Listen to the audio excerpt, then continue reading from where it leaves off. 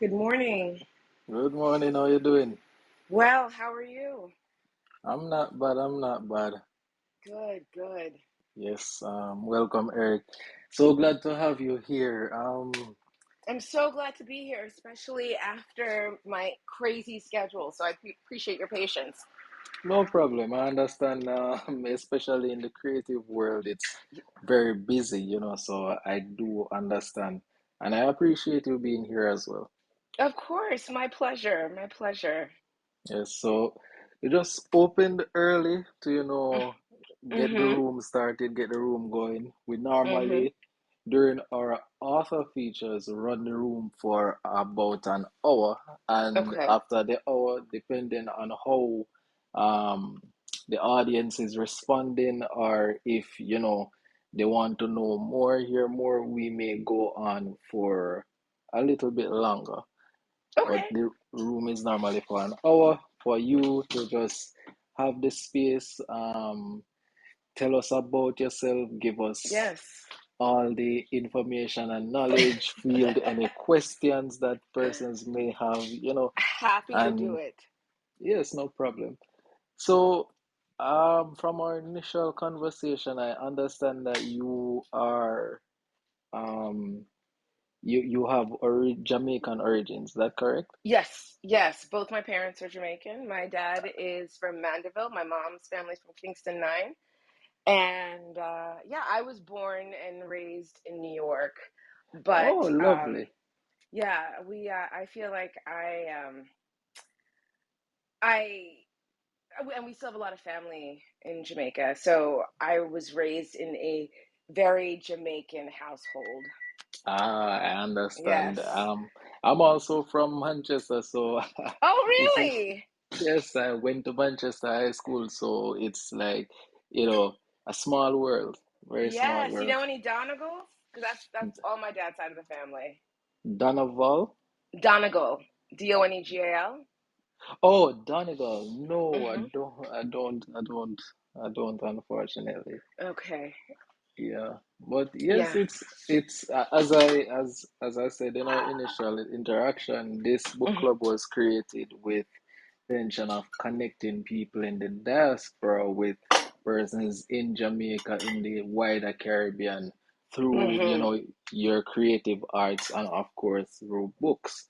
Normally, we have a a, a 1 month book review, like earlier in the conception of the Jamaica Book Club, we reviewed Marlon James, A Brief History of Seven Deadly Killings, and from there Oh, we, yes, I heard it. I hear it's getting an adaptation, the new Bob Marley movie, and so yes. we move from there, and we have our author features on Sunday, on this time, Mhm. So Mhm. today it's all about Tamika Katon Donegal.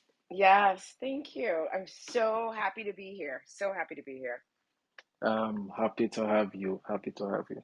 So we are about 2 minutes in. Let me welcome Eric and Versa. I see you in Yes. the audience. These are my people. They, my husband and my manager, are Oh, both here to awesome, support. awesome. Yes. Welcome, welcome. Let me invite them on stage. If they have any input before we get started, you can, of course, come on board and have a discussion. But for the next hour, it's all you, Tamika. No, no, no pressure. None whatsoever, none whatsoever. So,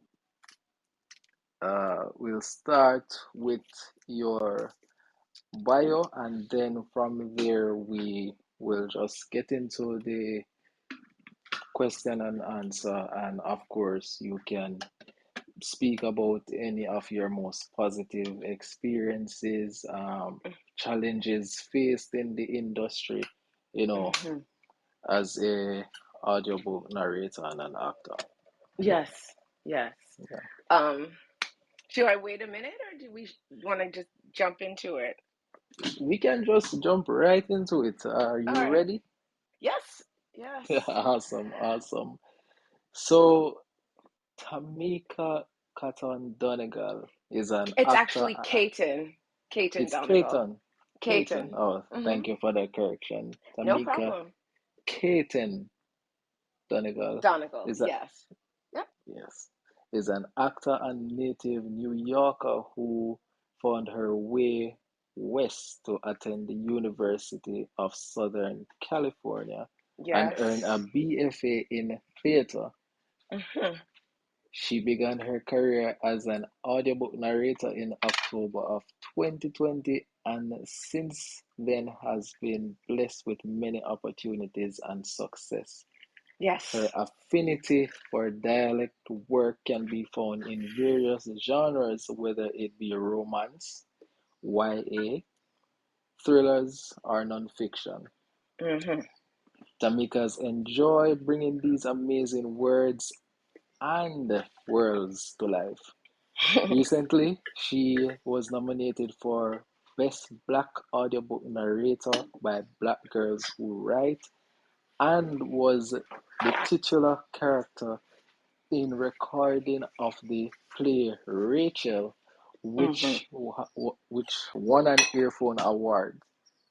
She can currently be seen in the 40th anniversary production of Last Summer at Bluefish Cove at the Fountain Theatre in Hollywood, California Yes.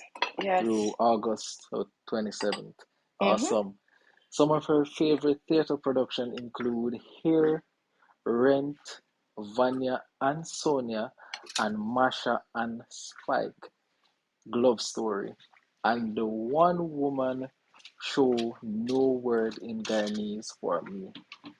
Favorite film and TV credits, sometime something like a business, Killer Therapy, Fresh Off the Boat, Speechless, Adam Ruins Everything, Agent Carter, Get Shorty, How to Get Away with Murder, and most recently recurring as Major Gildersleeves on the Nickelodeon show Side Hustle. Regardless of what medium she uses, Tamika continues to look for new and interesting ways to stretch her artistic muscles and spark the imagination. Quite a lot of work under your CV, Tamika. Thank So, you. no problem. So, let me just go ahead and ask which of these are your favorite, and not to be biased, your top three, like Oh, in order of favorite, of most favorite. I would say only because it rings so close to home. There's all right. Well, okay. I'm my work in last summer at Bluefish Cove has been one of the most incredible artistic experiences of my life. So because that's happening now, it's front and center. I'm gonna put that. They're like my children. I can't pick one. But no word for me in Guyanese because it was my first opportunity to uh, really do something that addressed people within our diaspora. Um, it was about a young Guyanese woman who was a lesbian, but there was literally no word for that, or she couldn't speak about her experience. So that was one, and then I would say in terms of audiobooks, Empress Steeped in Gold, excuse me, Empress Witch is Steeped in Gold, and Empress Crowned in Red by Shannon Smart, which is a young adult series uh, that uses Jamaican lore and Jamaican language, patois, within the book itself. And I've been honored to do both books in the series. And so that was a huge, huge moment for me.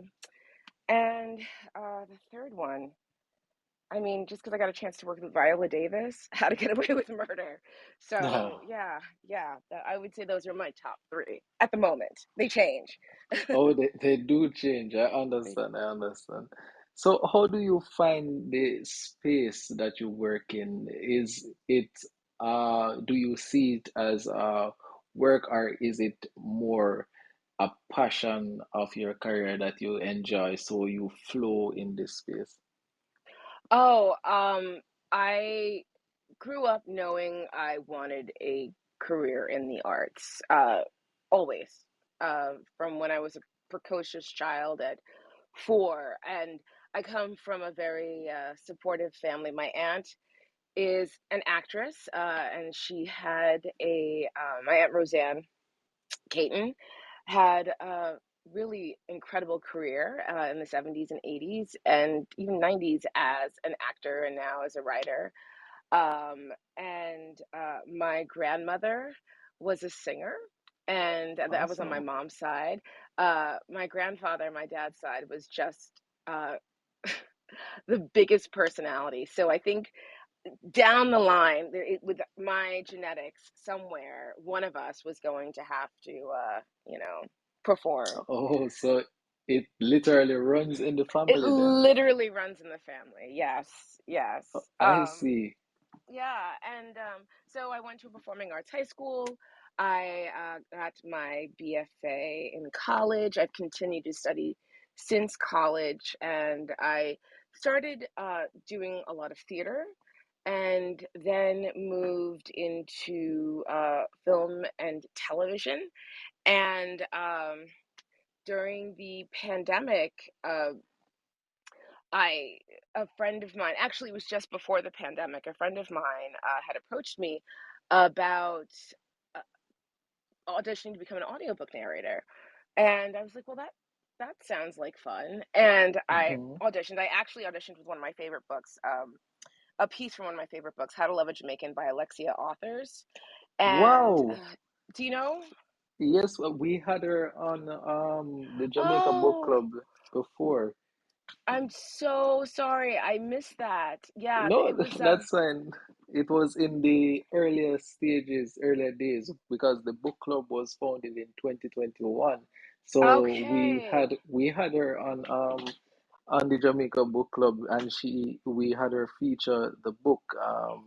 It's also on our Instagram page. So this has really come full Come circle full for me. circle. Yes. It Yes. honestly, it's Bad Behavior, which is the one, that where Stacy, a young girl from Brooklyn, gets brought to Jamaica because she's getting in trouble, and has to stay with her grandmother. I don't know Yeah. if that one of those if that story rings a bell. That I auditioned with that book and or with that story, and I got to bring my grandmother Ruby, back to life in that. And this started everything for me. So I was signed on to work with this producing company, and then the pandemic happened, and I didn't have any equipment at home because they were like, "Oh, we don't need it. You can use our studio space." The problem was everything shut down, and so I couldn't record, and they were like, "You have to get your own equipment if you want to do that." And so I was like, "Well, I better get going." So I literally, it's one of those things where you have to invest in yourself. And as a Jamaican woman, I think one of the most important things about us is our resiliency and our work ethic. And I had my day job, and I put everything I had, I bought all the equipment I needed, and I put it on a credit card, and I said, I am investing in myself in this, and I'm sure it will pay off. And I'm really, really blessed that it has. It has. Awesome. Awesome. Hmm. So glad to hear that. Thank you. Thank you. That's really great, because I know the pandemic was a turning point in the creative industry, and I would say that Jamaica Book Club has been a result of, the connecting through the pandemic with creatives like yourself. So I do understand, Mm, and I'm happy that you were able to work through it, and here you are today as a very, very successful creative. thank So you. you're welcome. So in terms of influences, who would you say would be some positive influence in this creative space for you? Hmm. Po- Within the audiobook narration world or just in general? In general, because I was gonna ask, like what type of influence would someone like Miss Lou had on you, but I wanted to broaden it more, so yes, so you can Uh-huh. give a more, how it feels to you from your perspective, your positive influences in the general space. Um, yeah, again, it's one of those things that's for me is always changing, always sort of fluctuating, and I really try to, regardless of how old I get or how much experience I think I have, I really try to stay open and learning from all sorts of experiences. For example, my husband wrote, directed, produced, and starred in a short film that I produced and also acted in. And we were lucky enough to get Charisma Carpenter um, on it from, Buffy and Angel. And sitting and just watching her work on the monitor. This is a couple months ago. And the efficiency of her movement, but with the specificity of thought. And I was like, this is like watching a masterclass in acting for the camera. Um, when it comes to narration work, oh gosh, of course, now that the name escapes me. Oh my goodness. Uh, it's a book that was about twins that were separated, and oh my god, I'll have to look. The woman who narrated that book was one of the first audiobooks that I was like, that's what I aspire to be. The way she used her imagination and how she used her breath, the placement of and pace of um her intonation, and you could hear the characters come through. Very simple things, simple changes, but made them so specific. I was like, that's what I aspire to be. And it also reminded me that, like, this is not a space to be lazy, and I am reading these books like I am performing a one woman show on stage, and it's up to me to do all of the characters. And I have a lot of fun with that. I literally let my imagination go wild. And sometimes I've been told, okay, we need you to reel it in. But I would rather them tell me to reel it in than they need more. Ah, I understand. So you really immerse yourself in the characters and in what you're doing in the moment. Yes, well, I prep all my books, and I break down, each character, and make sure I'm tracking their journey. And but I don't really find the voice for the character until I am in studio.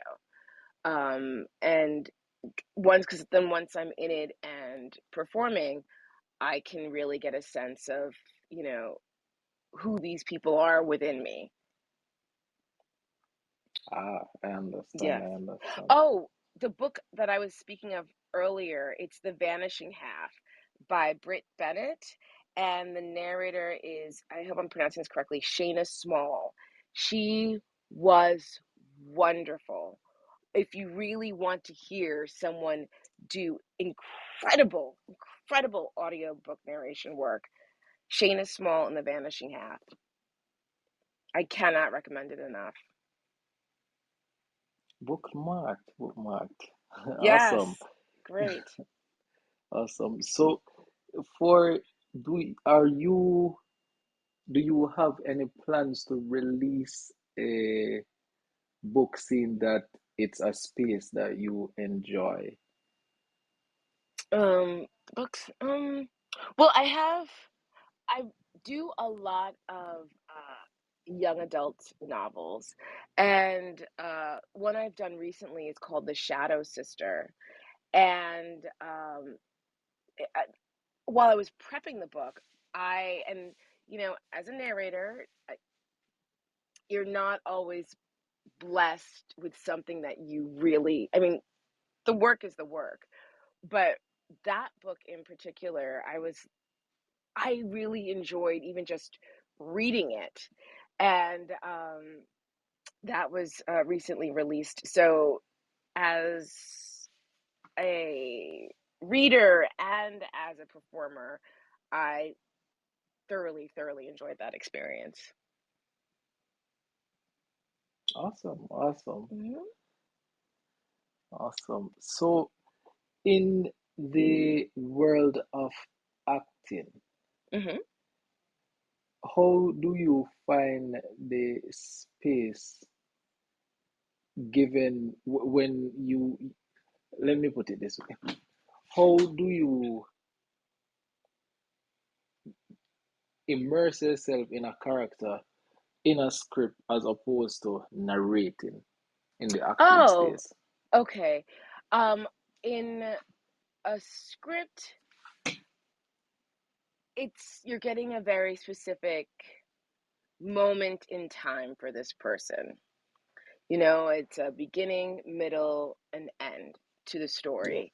And I create what's happened before all of this, and I can create how it ends.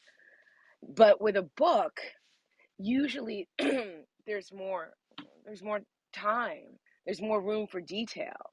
So the writer is answering all of the questions or that I may have, and I can infuse that in the work. And what's so funny, it's like there are some narrators who don't prep their book, and that is great for them. But I can't imagine, and this happens. You read something, and then it's like literally 2/3 of the way in, they're like, she said in her thick Guyanese accent, and you've read the entire book with an American accent, like I that is like my biggest fear. So I am getting everything that I need in terms of who these people are from the authors themselves. And now, that sometimes like there was a book that I did that had all, let me backtrack a little bit. I was doing these introductions to each chapter, and it was called the Facebook Moms Group. That was the introduction to each chapter of the book. And it was up to me to create 12 to 15 different individual people within each of these groups. And so for this, I didn't just figure it out, the voice in the booth. I had to know who these women were before I stepped in. And I was literally trying to imitate, trying to create voices from people that I know, from celebrities, just so I can have a wide range of options. And I'll say this: the feedback has been interesting. Um, I take from my life. I take from my mother-in-law, who happens to be a New Yorker, who's living now in Florida, and she has a very distinct sound. Or I, take from a minister that I have known, or whomever. And I find that the responses to my choices have been very interesting. And I don't get that same pushback when it's a book with a Black author that has mostly Black audience. That actually led into a question that I have Hmm. because I wanted to know what it is like, the reception on the audience in when you have to do these voices and these accent. For example, um, with the Guyanese thick Mm-hmm. accent, no Mm-hmm. word in Guyanese for me. How Mm-hmm. do your audience receive works that are in an accent that they might not be familiar with, such as, a Caribbean accent, because, our accents differ in different Differ. places. Oh, absolutely. Well, I always study with a dialect coach. Always. Always, whether it be in a book, for stage work, if it's something that requires an accent, I don't come in cold. But that's part of the process that I love. So I worked with someone who was a Guyanese actress, actually, and she helped me with my accent work to make sure that it was specific and it was accurate. When it comes to, you know, Jamaican characters, obviously I have a familiarity, and it's something that comes very, that's the base from which I work. And so, you know, uh, I'm one who will read my reviews. I want to know what people are saying. I can't help it. I Yes, can't help it. Um, indeed. and so, there are some people who are like, with my work with Jamaican characters, who are like, I couldn't understand a word she was saying. And I'm like, but that's because it's written in pat. Okay. And there are other people who are like, this woman is obviously Jamaican because she got the intonation, or I understood, uh, how things how things are said and what the inflection is, and Yeah. so, and that to me is a tremendous compliment, a tremendous compliment. And if you can't So, understand what I'm saying, I'm sorry. so it's fair to say that the reception has been positive in your work of the accents of the Caribbean. Yes. Oh, yes, yes, yes. That, I mean, doing a Jamaican accent is something that comes very, specifically Na- Jamaican, comes very naturally to me. In terms of I've done Bahamanian, I've also done Guyanese, of course. Um, and that required more work on my part. But doing a Jamaican accent, it's my family, it's who I am, it's how I was raised. So it's not something that, luckily, knocking wood, I don't have to struggle with. It comes very naturally. Awesome, awesome.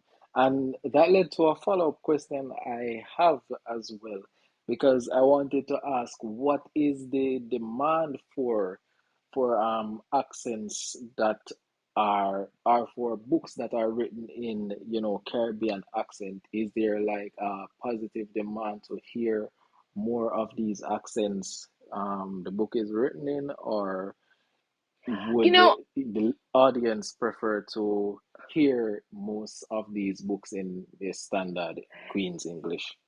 it really depends. It really depends. There was a book I had auditioned for recently, and like I think I'm starting to realize my favorite Jamaican character is an older Jamaican woman, because it's just those that's my family, and Yes. so I made the narrator's voice. It was written in first person. Very who and she also was from Jamaica, had lived in Canada, and then in the States, but was from Jamaica. Um, she had an accent, but then the way she was dealing with her grandmother, who had been in a home and was sort of coming in and out of her memories due to dementia. uh I try to age my voice, and just with placing, like, sucking my teeth, or saying cha, or whatever, Yeah. and I really tried to, I made it as specific as possible, and try to make them as different as possible. And I got a was able to hear some of the narrator that they actually went. I didn't get that particular job, and I heard the narrator that they went with, and that narrator just used their own, I'm assuming it's their own accent, and didn't have any changes or inflections for the other characters. And that might be what the author wanted. What I was doing might not have been to their liking, and that's absolutely fine. And, I do not begrudge anyone getting work. We're all out here trying to Yes. get work, but it's very different. Like, you never know what someone's going to want, or what's going to click. And the only thing you can do is present your slice of it. And sometimes it's like, you know what? It's like dating. I hope, or a blind date. I hope you like me. I hope I like you, and this can work. And if it doesn't, no hard feelings. Yes, and the positive thing with reviews are you can always read what the audience is, the feedback from the audience to cater better to them when you bring more work that your audience will enjoy. So Yes, I I do hope understand. so. I hope so. And like I said, I do not begrudge anyone an opportunity to work. It was just like I wouldn't have ever thought to to approach the book like that, because there are different characters that were so alive on the page. I enjoy trying to bring them to life as much as possible as well, and that will differ from the person that's narrating a story. um yeah, yeah. Awesome, awesome. So a bit more personal, if you don't mind. No, of Wh- course. What is family support like for your line of work? Oh, like I said, I come from a family that celebrates the arts, that, Mm-hmm. I was lucky enough to see shows as a child. I remember my family taking us to a production of a play called Mama, I Want to Sing. And at the end of it, I turned to my mom and I was like, I'm going on stage. And so she's like, what? And I got up and I went I mean, it's insane. I was like maybe about 6 or 7, and I said, I want to go on stage. And they brought me up on stage at the end of the show. So my parents knew they had a lot on their hands from a very, very young age. But like I said, they've always been very supportive. I went to a Catholic high school that had a performing arts program, so we had dance classes, voice classes, acting classes every day, along with our regular curriculum. Um, my mother said that I obviously could study anything I wanted in college, but she required that I go to a 4-year university. Of course, whatever my mother says goes. Um, and I was lucky enough to get a full ride to the University of Southern California, which I did not think I was going to end up in California. I thought I would study at Boston, or stay in New York and study at NYU. But, being the oldest of five, you go where the money is. And I got into a conservatory program at the University of Southern California. And I studied theater out here. I think I Awesome. might have diverged. Oh, but in terms of support, once I was finishing and I'll never forget this, finishing my studies at USC. I was doing it was our last semester, and I was doing a production of Macbeth, and something came over Ooh, me, and had to call. I called my parents, and it was after rehearsal, so it had to be at like 11 o'clock my time in California. So 12, 1, 2 o'clock in New York, and your parents see that you're calling them at 2 o'clock in the morning. They answer the phone, yes. and I was crying, and I said, I can't come home. I need to stay. I need to stay out here and do this. And my mother's like, that's why you're calling us at 2 o'clock? It's fine. It's fine. We love you. S- Whatever you need to do, you do it. It's fine. A And lot of positive reinforcement. yes, yes, yes. My family are my biggest fans and biggest supporters, and I couldn't do it without them. And this now includes my husband Eric, my manager Versa, who are, like I said, here to support me today. We do appreciate them being here for you, of course. It's great to have support in at every step of the way. Hmm. So so have you ever done any live performance on stage? I know I heard me mention of when you were a child, but like in your professional career outside Hmm. of universe, you have. Oh yes, yes. I'm no word for Guyanese. Basically any theater productions that are on my resume or were Oh, professional productions. So no word for Guyanese, Sonia, Vanya, Masha, and Spike. Uh, the show I'm in now, last summer at Bluefish Cove, Glove Story, like Hair. I actually, when I was doing Hair, it was directed by James Rado, who is the original. He helped write and create Hair, the musical. I've done a production of Rent. I am an actor who can sing. I'm not a singer per se, but I am great in the chorus. I am great in the chorus. awesome. Mm. I didn't realize that these were live audition, Oh not yeah, yeah, audition. live I didn't theater. realize Mhm. live theater. Okay, so you Yeah. thrive in that industry, basically. Yes. Yes.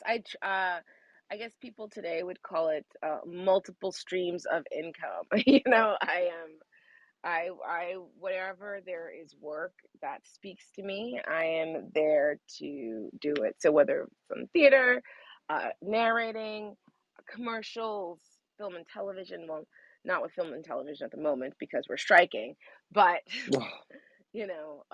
with the theater definitely and commercial work. Yes, but what is that strike about though? It's about a lot of things. I don't even know all of the details, but most importantly, the industry has changed tremendously. We went from being one where, you had, what is it, the four major networks, so Fox, NBC, ABC, CBS, Yeah. and you were paid um, based on, the type of role you had, however many days you worked when you were filming, and eyes on, or when it aired, and all of this stuff is tracked, and it was tracked by like Nielsen's. And you could be a not a celebrity and earn a living. You could do that. Now with streaming, it was considered, there was a contract, I think, I want to say in 2007, but don't hold me to that. Um, and it's considered new media. So since it was new media, it was actors, or everyone, not just actors, writers, everyone is paid at a much different rate, at a lower rate, because they didn't know the profitability of it. So, you could be a star, the name on on one of these streaming shows, and make maybe a third, if that, of what you would make as a recurring guest star on a network show. And you went from being our lives went from being able to sustain ourselves as, a middle class actor, to not being able to make enough money for health insurance. And just a fact, to earn health insurance in SAG, the minimum is $26,000. That's not a lot of Wow. money. That's not a lot of money. But many of us can't even earn $26,000 to make health insurance. That's insane. That's And crazy. so you have these huge corporations who are making money hand over fist, but they're answering to um, corporations. They're answering to business people, dollars and cents, as opposed to any creatives.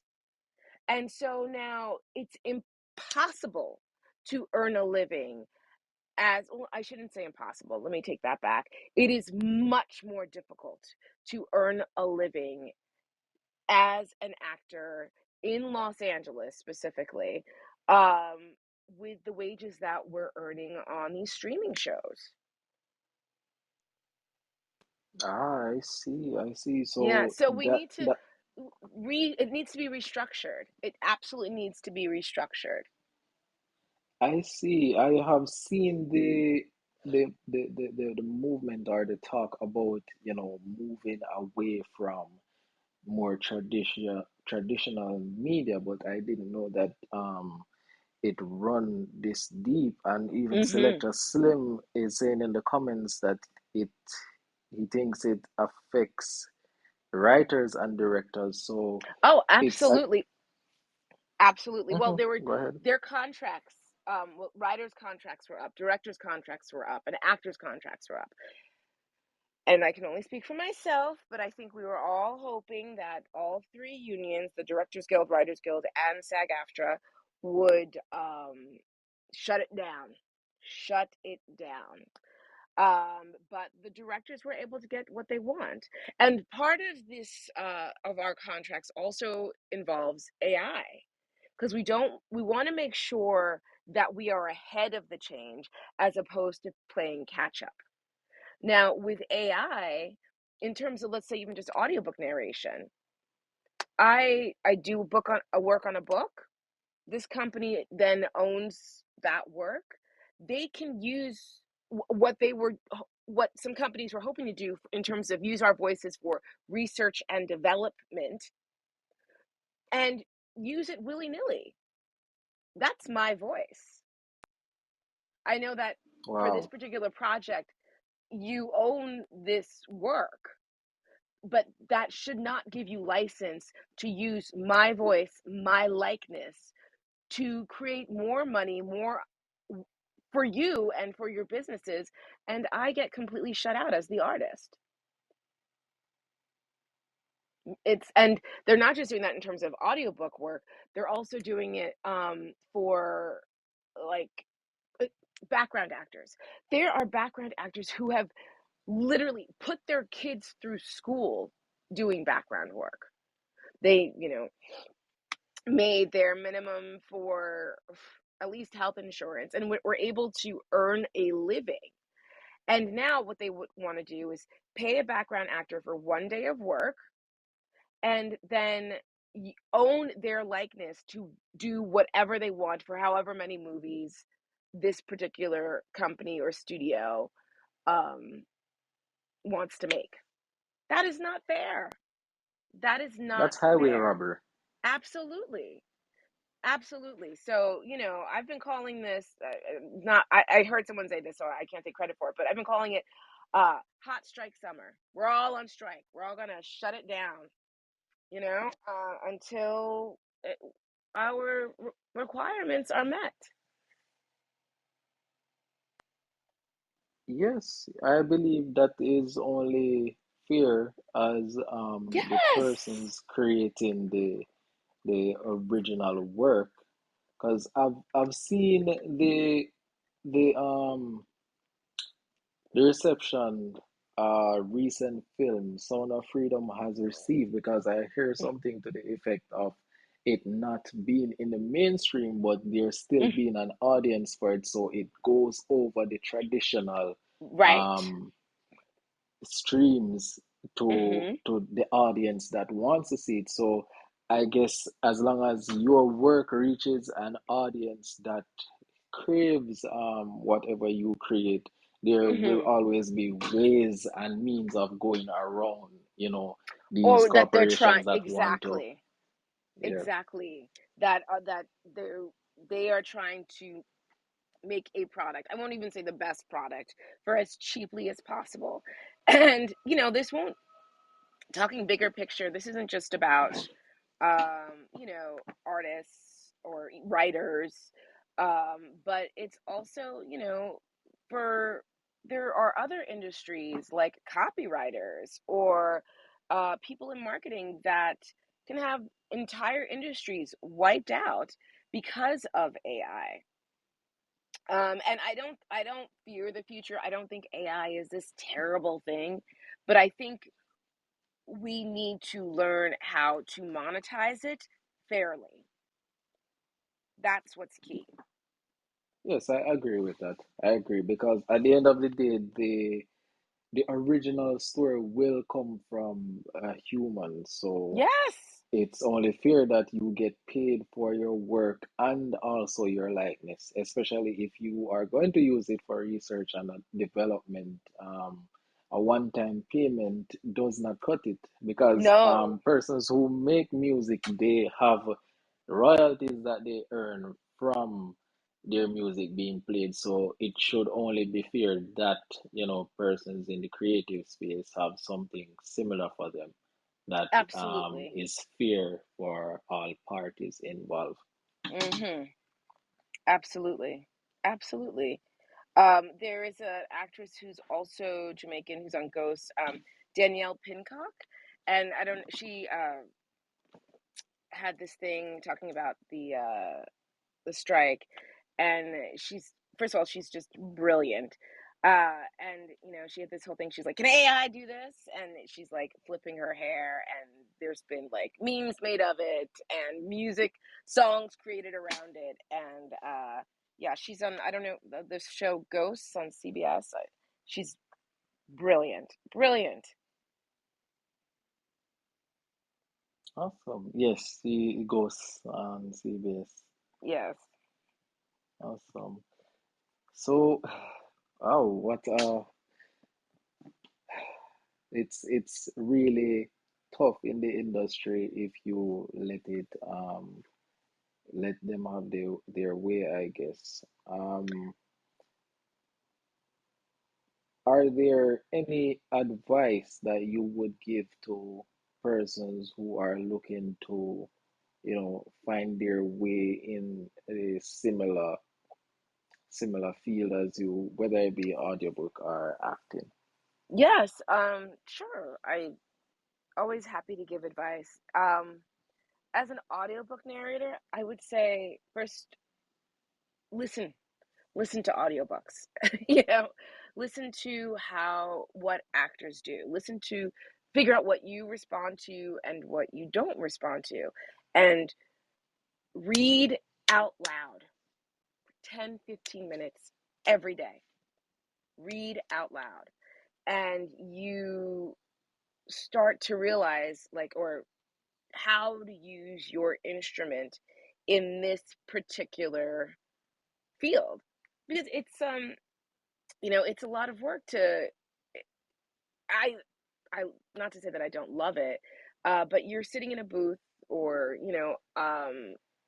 sitting at home.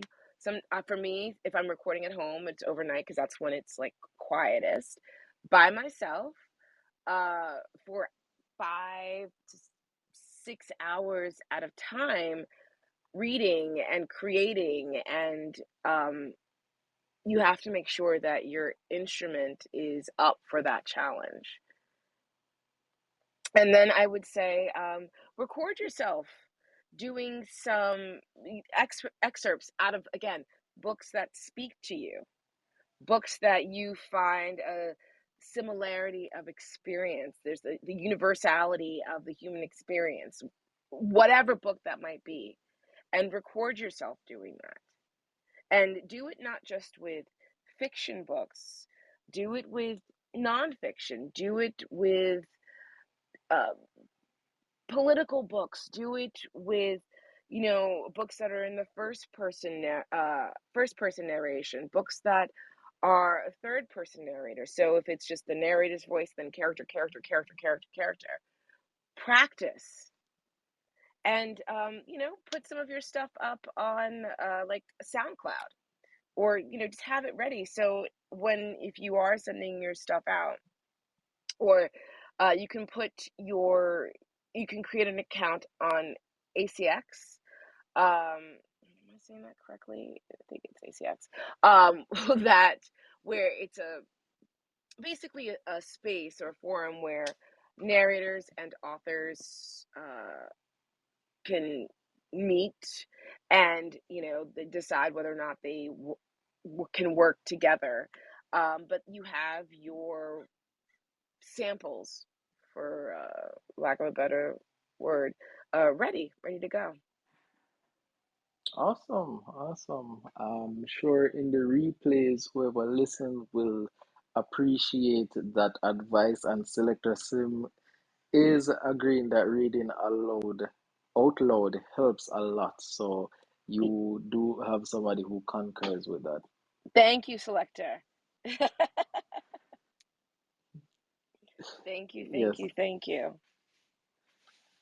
Um, we're coming up on the hour. We are 15 minutes out. So are there any questions that you have for us, the Jamaica Book Club, or anything Yes, else you would like to share?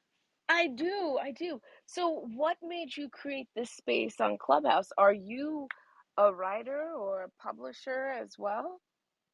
No, I'm not a writer, or well, I do have things that I write here and there, but I Mhm. wouldn't consider myself a writer or a Ah, publisher. But during the pandemic, I was a part of the the Jamaica Global Diaspora Committee. I mhm, was a part of the International Marketing Committee, and mhm. whilst we were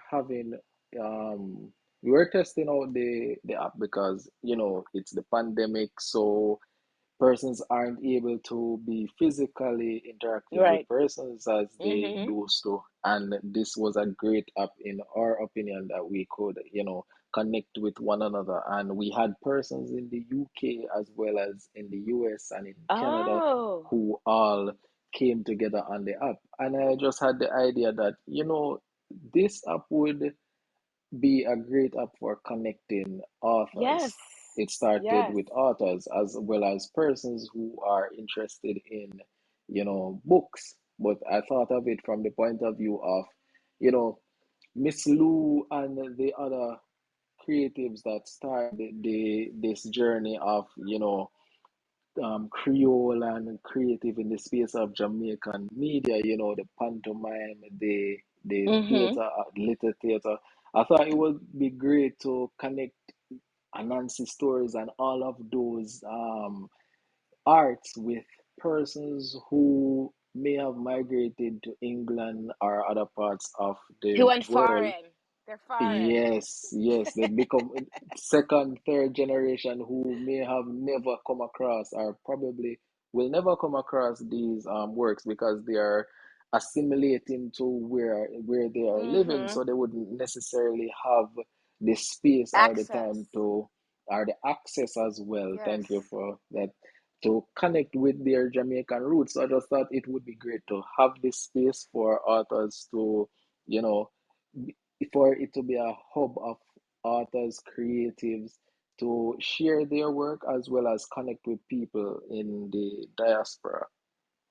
That is wonderful, and it is so needed, and so as an artist, so appreciated. Thank you for creating this space. No problem, Thank no you. problem. Are you in Jamaica still? Are you still in Ye, Manchester or well, I'm in Kingston now, in but I'm Kingston? in Okay. Jamaica. Yes. Okay. Okay. Okay. All Yeah, right. so it has been a great space. Persons, authors have collaborated on works by meeting through this medium, and I'm very grateful that I could help in those type of connections, because it is needed. I would like, persons who are of Jamaican descent who never haven't have the had the access to come across these work, to be able to access it. And do have book reviews. So Mm, there's also that where persons who are interested in, reading as well as discussing books that they are interested in or that they like. It is that type of space for them to come and connect mm, as well as dialogue with each other. that's wonderful. It's wonderful. I mean, I so appreciate you making sure that, or creating this space to make sure that descendants of Jamaicans, again, who are part of the diaspora, have a space Yes. to explore the arts and artists within our community. I mean, I remember my father showing me Oliver videos as a child, Yes. Yes. and like, not even understanding like a lot of it at first, because I was just so young. And a couple of months ago, I went back because I was doing something, and I was like, oh, I gotta find a reference point. And I went down a rabbit hole of Oliver videos on YouTube. So it's like Yeah. bringing that to us, to everyone, is so important in terms of maintaining culture and family. And it is, I really appreciate it, really, really do.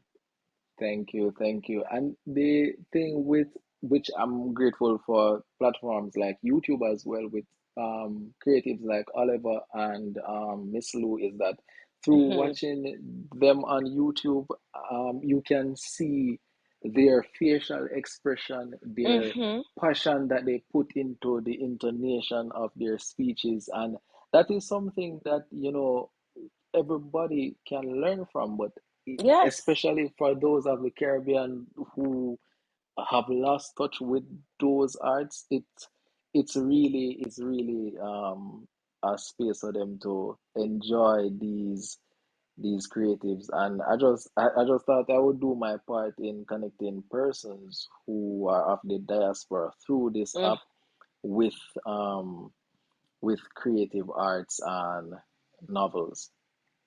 I appreciate it. I personally really appreciate it. Thank you so much. No problem. I do appreciate you taking out your time for being here today as well. It is appreciated. The Jamaica Book Club has been dormant for a while, but I'm looking to fully Bring get it back back. into, yes, I'm getting fully getting back into the Sunday author features or monthly book reviews, and we will be having Instagram lives and eventually um podcast, so that creatives like yourself can come and have an input in the space, as well as have the opportunity to connect with other authors who are looking to work with persons who are of similar interest in the Yes. creative space. Yes. Well, I am here for all of it. For all of it. And, always happy to represent. Always. Thank you, Always. thank you. Yes. So I don't know if anyone has any. Does anyone have any other questions or? Checking the comments. See Selector Slim say great intent for the space on 1,000%. Thank you, Selector. See Delbert in the audience, and Jerry. What? That's basically it. All Do right. you have any more questions or comments? No. I mean, I guess if I can give a shout out to my two favorite Yes, yes, most books. definitely. Like I said, in terms of, it's a young adult fantasy, but with Jamaican characters. Actually, it was narrated by me and another actress. We both narrated both books. Witches Steeped in Gold and Empress Crowned in Red by Shannon Smart. Cannot recommend those enough. And if you want to hear some of my, I also have a series called, it's about a Ghanaian spy. Her name is Ooh, Nina Knight, and there's a series uh, by Yasmin Ongo. Her name is Night. They call her Night. It ends in night, and It Ends in Night comes out soon. I think by September. So yeah. awesome, awesome. And of course, you will be continuing the work, putting in the work, as well as contributing to the positive growth of this space. We Of the we do space and of Jamaican people, yes, I am here for all of it. And if anyone's in we Los Angeles, come see the last summer at Bluefish Cove at the Fountain Theater through August 27th. awesome, awesome. I see Delbert on stage. Welcome, Delbert. Do you have any questions for Tamika or any comments? You can go ahead and unmute. Hi, Delbert. Yeah, blessed love, Tamika. Hi. All things, all things. You know, I just Good, good. Yes. come to the room and realize the title, and I'm not really familiar with your work, and Hmm. I wasn't here earlier to know what that is. Can you give me a brief synopsis from your perspective of what creative work uh you say you bring to the world?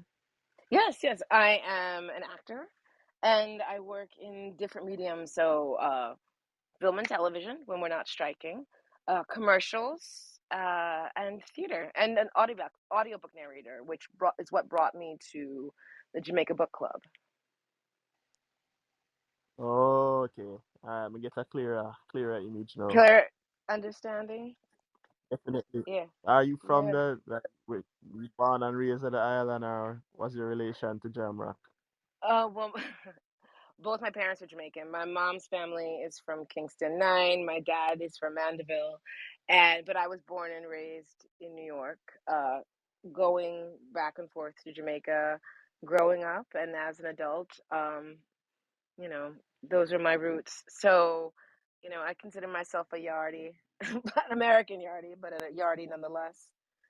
Yeah, man, nonetheless, certainly. Yes, I Yeah, mean, I don't think part of. being Jamaican is like a geographic thing. Right, right. We're part of diaspora. Where I was saying earlier, my family went foreign. They went foreign, so you know. Yeah, yeah. I feel really Mhm. the epic Mhm. of the culture is really in the mental space. For me, still, that's my I think how we choose to express ourselves and relate to each other and communicate is what. Right. Where are you? Where are you now? Are you in Jamaica still? Yeah, yeah, born and raised. Still, Ah, it's in, what part? I'm in Spanish Town. Mm. Okay. Yeah, Okay. yeah, I'm a Okay. poet and CG artist from Really? yeah. So Wow. definitely I run around in the creative streets. Uh-huh. Do you have any? Do you have books of poetry or that are published? I have books of poetry, but published there are not. Um, Mm. I don't know. I think I even wrote a poem about perfectionism to kind of highlight why I'm not releasing this book because I'm being a perfectionist. That's I not mean, Jamaican at all. That's not Jamaican at all. nah, man, but trust me, I write. I finished the book probably 2 years ago, a collection of poems Mhm. called Utterances by Nature, and it's Mm. really nature-based poetry that helps me to parallel the human experience, you know what I mean, through what nature has taught me. But I finished writing the poems, but being also a visual artist, I'm saying I don't want to just release the words. I want to do some custom art for each piece, and that's what I've been procrastinating on. um, Okay, well, Delbert, I mean, because this sounds wonderful. As an artist, can I give you one piece of advice from my experience: Do it. create a deadline. Do it. Create a deadline and get this out there. It, you, your work should be out there. This sounds wonderful. I give Why thanks. aren't you I give sharing it with thanks for that. everyone else? Give thanks for the kind words. And yeah, Of actually, course. and I definitely intentionally write my work and recite my work from a place of Mm-hmm. Jamaican origin. You Mm. know, I write poems about Jamaican things and I Mm-hmm. deliver it in my Jamaican dialect on purpose every time. I guess Good. people won't get it, but I feel like there No, is no, no, no, no, he no, said, no. People will get it. People will get it. Let me, because, and I say this because a friend and I were just writing something, and the main characters are Jamaican, and I was like, I need this to be in patois, and she said, well, are people going to understand? I was like, they'll understand. We will have people come to it as opposed to us going to them. true, true. And I get a lot of when I've been on Clubhouse for about 2 years now reciting poetry. I Mm-hmm. think probably 60 to 70% of the comments that I get from people who have heard me is my accent, my dialect.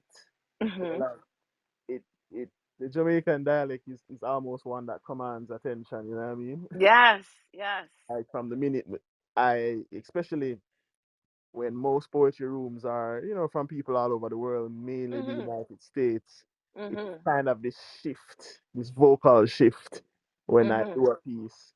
And I feel that I feel the energy from the people, you know what I mean, from their comments Yeah, and messages, yeah. say them appreciate of it.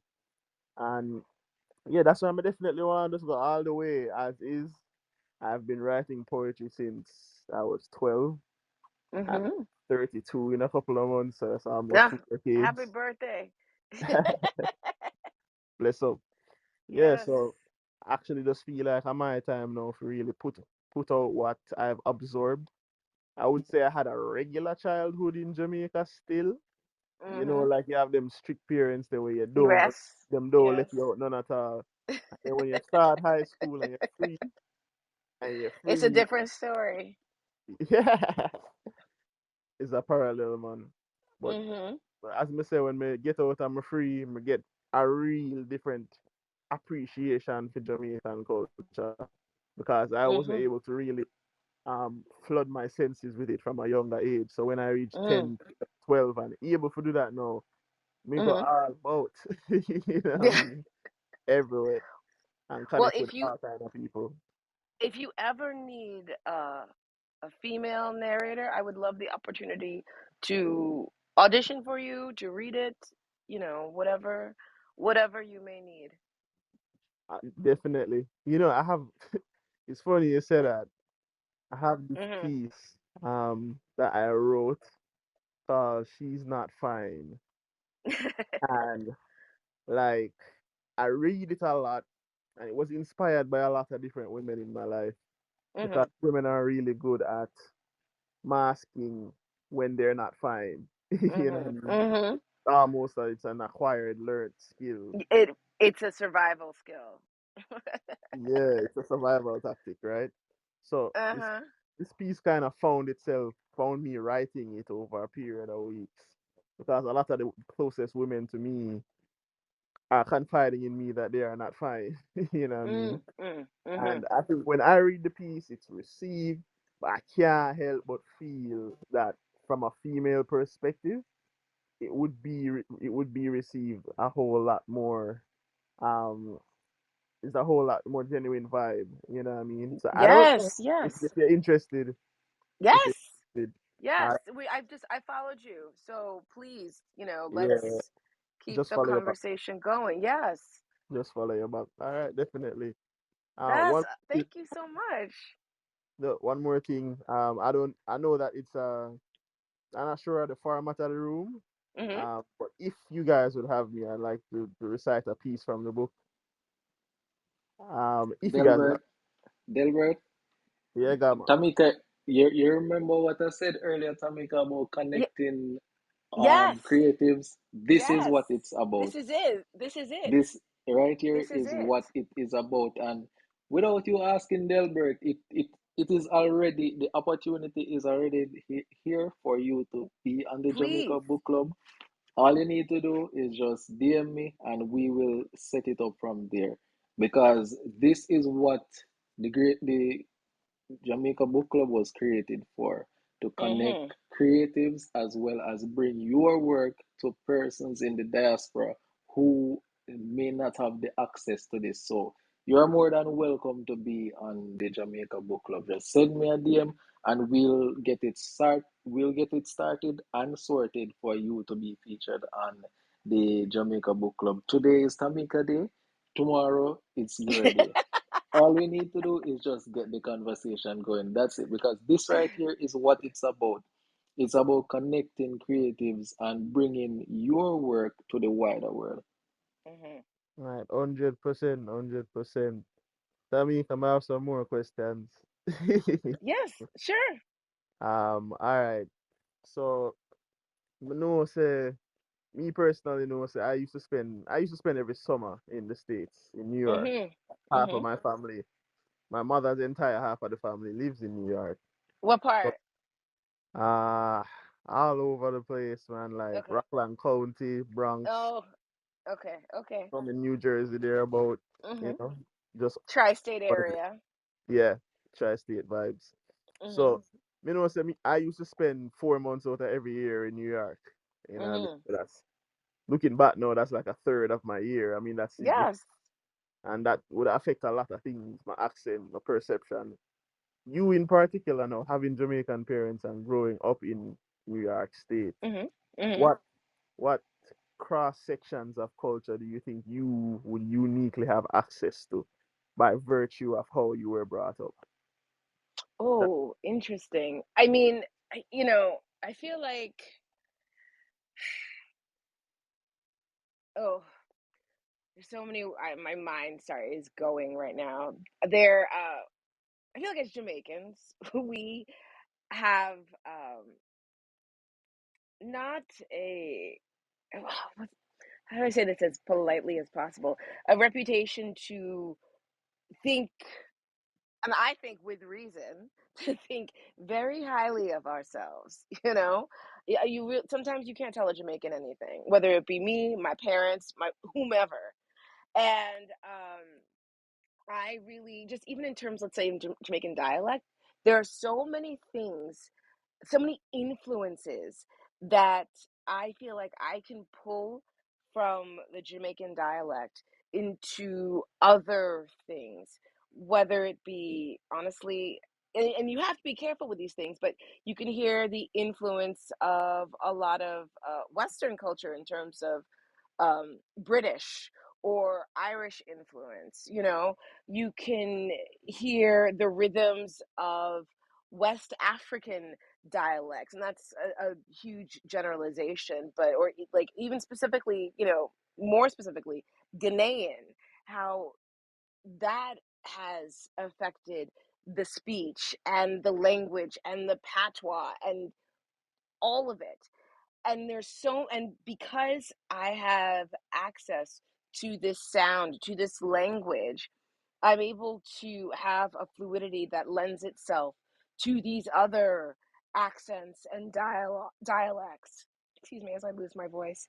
I might have to go soon because I have a show tonight. I've got to drink some tea and preserve my voice. But yeah, that's being immersed in Jamaican culture, even within the states. You know,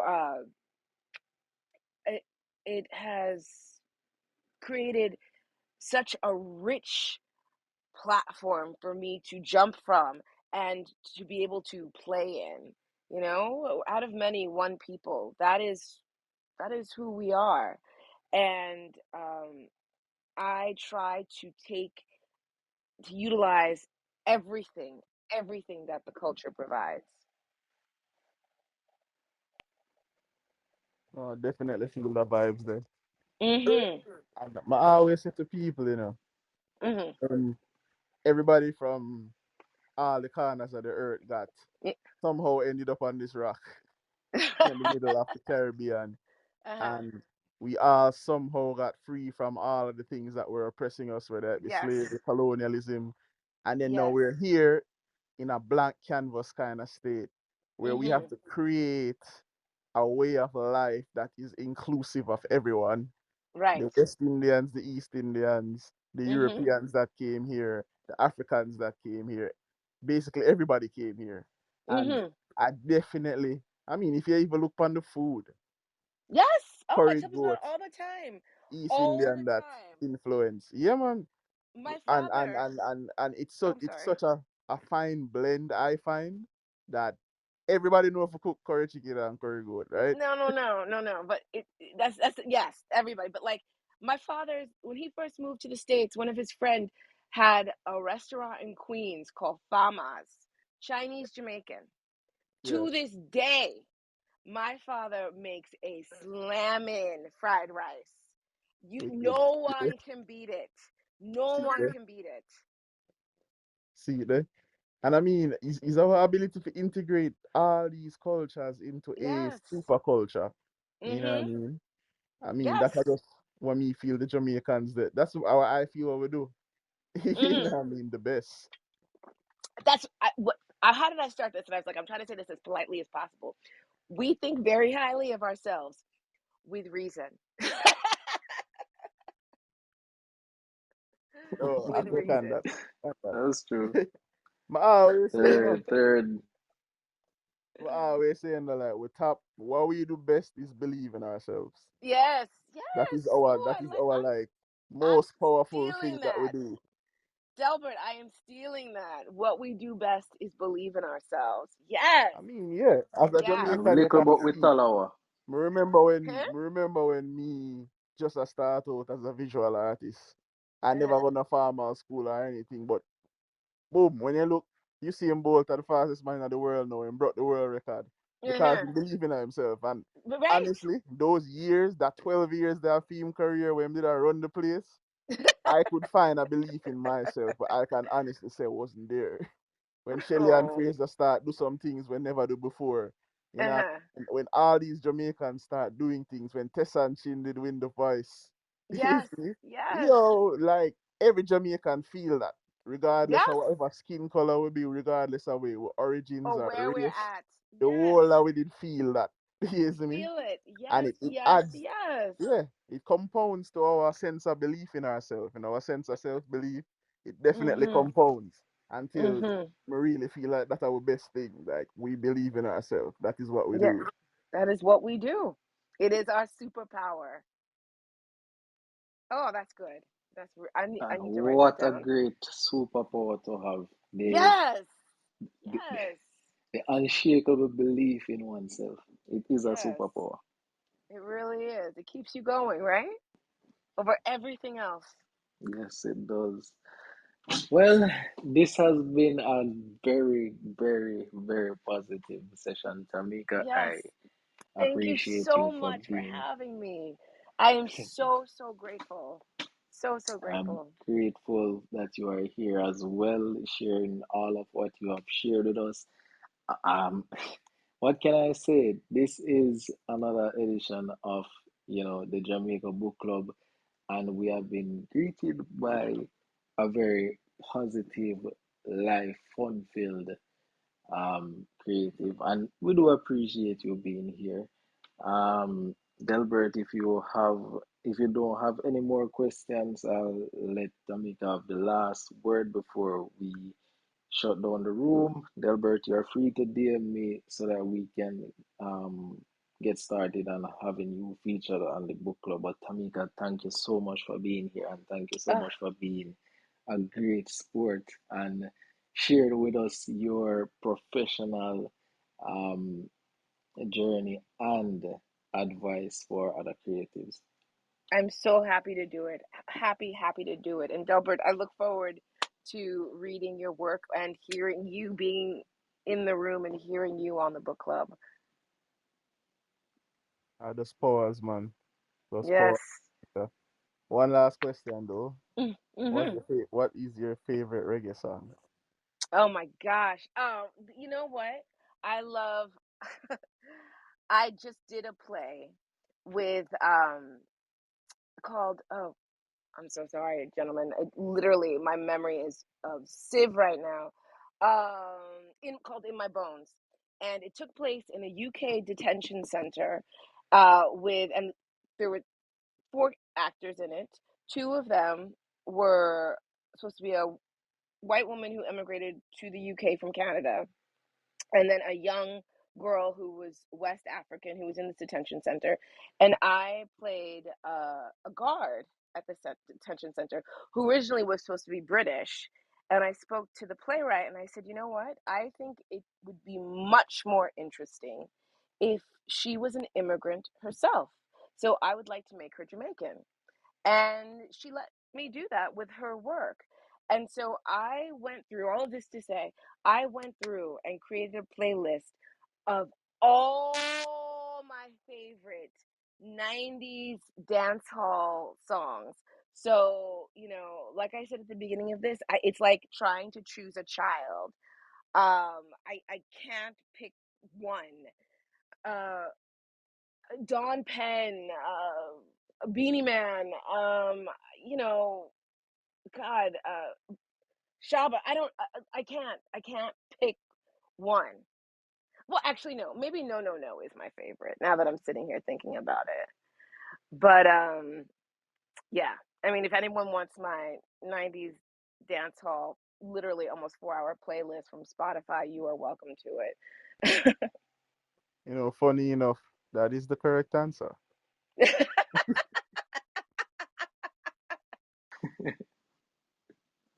I'm glad I passed the test I didn't know I was taking. Yeah, man, flying colors.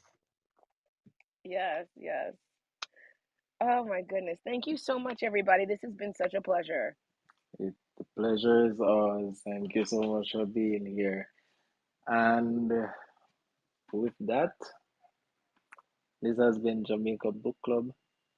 We appreciate you guys being here. Thank you, Jerry, Eric, Versa, Delbert, and of course Tamika for making the Jamaica Book Club what it is, a space for connecting creatives and giving authors their space. Thank you so much for being here, Thank you so and much, sir. no problem. And with that, we'll end the room